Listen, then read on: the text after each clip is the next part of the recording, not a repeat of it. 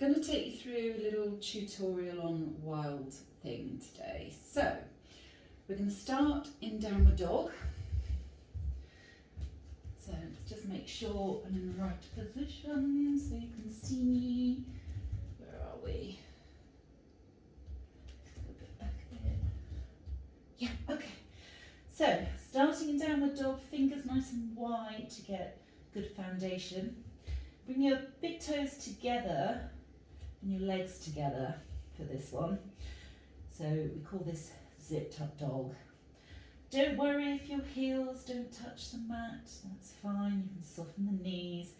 It's all about getting length in the spine, so tailbone pushing up and back. Shoulders are away from ears, ears are level with biceps, and crown of head is to the mat.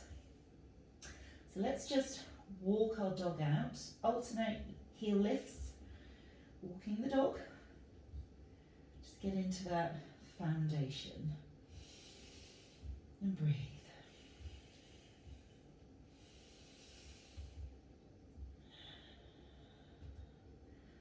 So from here, let's take the right leg up slowly, keep the hips square to the mat, really feeling the foundation in that left leg.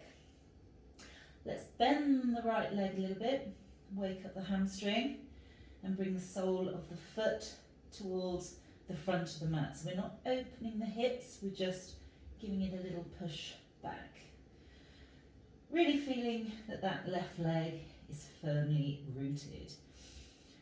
So from here, we're going to come forward into plank, but we're not going to come over the wrists. We're going to now turn that left foot onto the outer edge. So really anchor the blade of that foot into the mat. And then take your right foot all the way back, landing on the balls of your foot. Right hand to your chest, push your chest into your hand, really rooting that left foot. Waking up the hip flexor and your right quadriceps. So big breath in, and then we can take this right hand, move it in close and over and look up. And let your right hand find the mat, turning around, bringing your knee into the midline and back up to the sky into your three-legged dog.